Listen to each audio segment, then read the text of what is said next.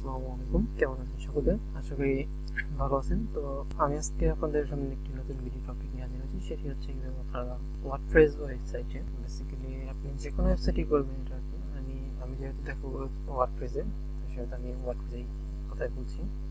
তো ওয়ার্ডপ্রেস ওয়েবসাইটে কিভাবে আপনারা আনওয়ান্টেড সিএসএস রিমুভ করবেন এবং গুগল লাইট হাউস পারফরমেন্স যে স্কোরটা আছে সেটি 100% কাছাকাছি নিয়ে যাবেন। 90% আপনার মোটামুটি 100% করতে পারবেন, কোনো ব্যাপার না।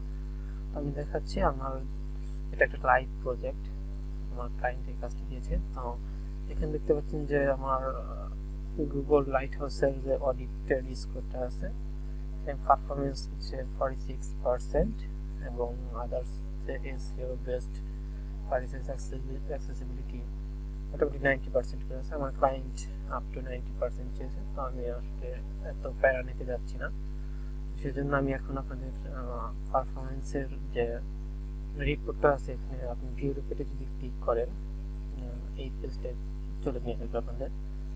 এখানে দেখতে পাচ্ছেন যে আপনার পারফরমেন্সটা যদি আপনি ভালো করতে চান, তাহলে এখানে দেখতে পাচ্ছেন যে আনওয়ান্টেড সিএসএস রিমুভ করতে পারছে, রিমুভ আনওয়ান্টেড সিএসএস। আমি দেখাবো কিভাবে এই আনওয়ান্টেড সিএসএসটা আপনারা রিমুভ করবেন এবং স্কোরটা আপনারা হাই করবেন। তো এখানে দেখতে পাচ্ছেন যে আমরা যদি হোভার করার পর দেখতে পাচ্ছেন যে এখানে একটা ডিরেক্টরি শো করতেছে।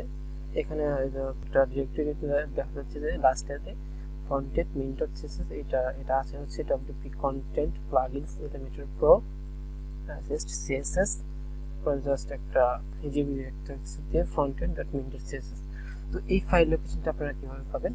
তো আপনার যদি নিজের সার্ভার হয়, আপনার ক্লায়েন্ট যদি আপনাকে সি প্যানেল কন্ট্রোল দিয়ে থাকে, তাহলে আপনারা সি প্যানেলে প্রবেশ করে ফাইল ম্যানেজারে গিয়ে যাবেন। তো আমার ক্লায়েন্ট আমাকে এসটিপি সার্ভারে অ্যাক্সেস দিয়েছে, আমি দেখাচ্ছি এসটিপি সার্ভারটা। ফাইল জেলাটি আমি দিচ্ছি,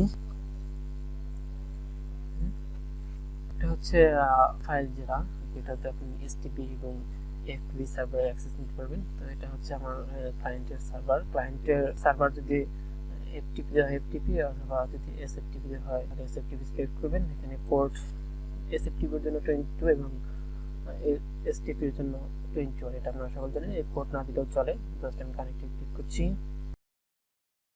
ওকে, এখানে কানেক্ট হয়ে গেছে। দেখতে পাচ্ছেন যে এটা হচ্ছে আমার ক্লায়েন্টের সার্ভারের যে একটা সি প্যানেল, সেটা ঠিক আছে। আর এটা হচ্ছে আমার যে কম্পিউটারের হার্ড ডিস্ক, এটা।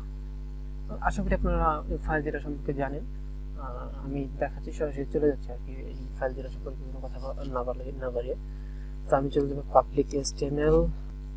তো তারপর আরেকটা কাজ করে নিতে পারেন, সেটি হচ্ছে পেজটি ব্রাউজ করে। এখানে দেখতে পাচ্ছেন div.console.com, এটা একটা পেজ। এই পেজটি ব্রাউজ করছি। ব্রাউজ করার পর আপনি একটা কাজ করবেন, যে আপনাকে যেটা করতে হবে সেটা হচ্ছে রাইট ক্লিক করবেন, রাইট ক্লিক করে ইন্সপেক্টে যাওয়ার পর এই থ্রি ডটে ক্লিক করবেন, দেন মোর টুলস, কভারেজ। ওকে, কভারেজ চলে গিয়েছে। তো এই অপশনটি আসার পর জাস্ট এখানে রিলোড করবেন। তো এখানে আপনি দেখতে পাবেন যে আপনার যে আনওয়ান্টেড সিএসএস গুলো আছে কোত্থেকে লোড হচ্ছে। এখানে দেখতে পাচ্ছেন যে এই ফাইলটা আছে, এই ফাইলটা প্রায় 89% ব্যবহৃত হচ্ছে না, এবং এখানে দেখতে পাচ্ছেন এই ফাইলটা পুরোপুরি মোটামুটি 100% ব্যবহৃত হচ্ছে না এটা।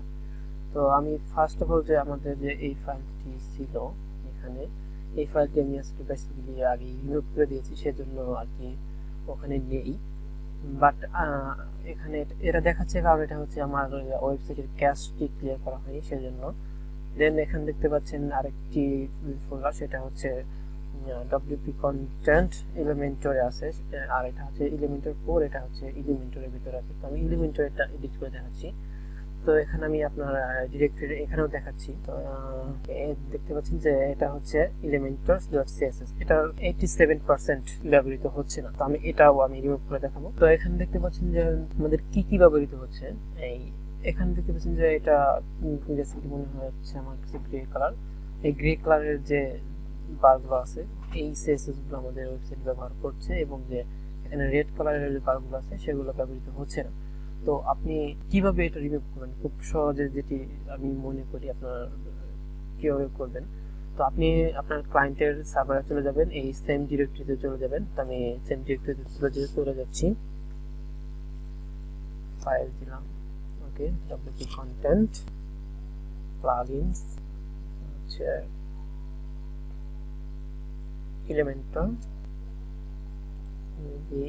CSS, ওকে, frontend.min.css, এটা হচ্ছে আমাদের কারেন্ট যে ফাইল। এখান থেকে পাচ্ছেন ফাইল সাইজও আছে। তো এই পেজটিতে আসার পর আপনার একটা কাজ করতে হবে, সেটা হচ্ছে আপনার ব্যাকআপ নিয়ে নেবেন, এটার একটা ব্যাকআপ নিয়ে নেবেন। তো আমি আসলে ব্যাকআপটা নিয়ে নিচ্ছি, যে এখানে আমি এলিমেন্টর পোর্ট যেহেতু করে রেখেছি, তো আমি এলিমেন্টরের জন্য, এটা হচ্ছে এলিমেন্টর প্লাগইনের জন্য। তো আপনারা চাইলে একটা কাজ করতে পারেন, ডিরেক্টরি ব্যাকআপ নিতে পারেন, কারণ কি ডিরেক্টরিও ভুলে যেতে পারেন। ওকে, তারপর এখানে আসার পর জাস্ট এখানে আপনি ব্যাকআপ নিয়ে নেবেন। ব্যাকআপ নেওয়ার জন্য আপনারা যে কোনোভাবে ইউজ করতে পারেন। তো বোঝার সুবিধার্থে, যেহেতু আমার এটা এলিমেন্টর প্লাগইনের ভিতরে আছে, আমি একটা এলিমেন্টর নামে ফোল্ডার ক্রিয়েট করে নিচ্ছি এখানে। দেন আমি এটার ভিতরে প্রবেশ করার পর জাস্ট এখানে আমি দুটো ফাইল ক্রিয়েট করছি, দেখতে পাচ্ছেন যে অরিজিনাল frontend.min.css, এটা হচ্ছে আমার সেম এই ফাইলটা, আর এটাও সেম এই ফাইলটা, বাট এটা আমি এখন এডিট করবো। ঠিক আছে, এটা আমি জাস্ট ওপেন দিচ্ছি। এখানে দেখতে পাচ্ছেন যে এই CSS ফাইলটা ওপেন হয়ে গেছে। জাস্ট আমি এখানে অল মার্ক করে ডিলিট করে দিলাম। ঠিক আছে, ডিলিট করে দেওয়ার পর জাস্ট আমি এখন আবার চলে যাব আমার গুগল ক্রোম ব্রাউজারে। ওকে, তো এখানে একটা প্রবলেম, সেটা হচ্ছে ওটা বারবার নিচে চলে যাচ্ছে। তো আমি একটা আমার CSS সফটওয়্যার আছে, সেই সফটওয়্যারটি ইউজ করবো, টপ, এটা আমার একদম টপে দিয়ে দিলাম, দেন নিচে করে নিচ্ছি।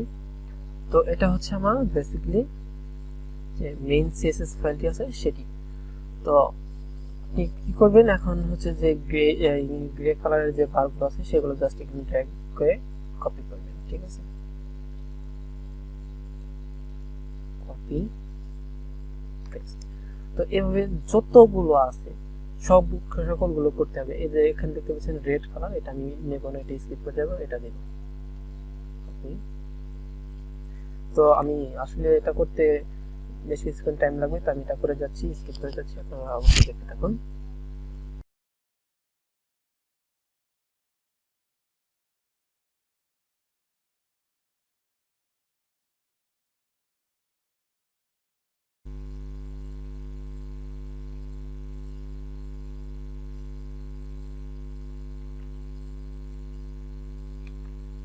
ওকে, আমি এখানে আমার এই ফাইলের সকল কোডগুলো যেগুলো এই গ্রে কালারের আছে সকলগুলো এখানে নিয়ে নিয়েছি এবং রেড কালারগুলো বাদ দিয়ে দিয়েছি। তো এখন এই ফাইলটা সেভ করব, সেভ দিলাম, দেন আমি একটু মিনিমাইজ করে যাচ্ছি। এটা হচ্ছে আমার ফাইল লোকেশন। তো এই ফাইলটা আমি সেভ দেবো, সেভ দেওয়ার পর আমি জাস্ট এখানে কেটে দিতে পারবো। দেখতে পাচ্ছেন যে এটা হচ্ছে original frontend.css, same file size. আমি যদি একটু রিফ্রেশ করি, ফাইল সাইজ কিন্তু এখানে দেখতে অনেকটা কমে গেছে। তো এখন আমি কি করবো, এই ফাইলটা এখানে জাস্ট আপলোড করে দিব। আপলোড করার জন্য জাস্ট এখানে সকলে জানেন ড্র্যাগ করে এখানে সেভ দিলেই হবে। তো এখানে কিন্তু এটা ডুপ্লিকেট যাবে অবশ্যই, কারণ এখানে সেম নামে একটা ফাইল আছে, তো আমি ওভাররাইট করে দিচ্ছি। ওকে, এখানে একটা সাকসেসফুল মেসেজ দেখাবে। ওকে, এখানে দেখতে পাচ্ছেন যে সাকসেসফুল হয়ে গেছে এই ফাইল সাইজ এবং এই ফাইল সাইজ দেখতে পাচ্ছেন সেম। তো আশা করি এইভাবে আপনারা আনওয়ান্টেড CSS রিমুভ করতে পারবেন খুব সহজে। তো আশা করি ভিডিওটি ভালো লেগেছে এবং আপনাদের একটু হলে হেল্পফুল হয়েছে। তো আপনারা চাইলে আমার চ্যানেলটিতে সাবস্ক্রাইব করে রাখতে পারেন, কারণ আমি ওয়ার্ডপ্রেসের যে টিউটোরিয়ালগুলো থাকবে সেগুলো আর কি আপলোড করার চেষ্টা করব এবং আপনারা নিয়মিত ভিডিও পাবেন। Thank you for the watch. আসসালামু আলাইকুম।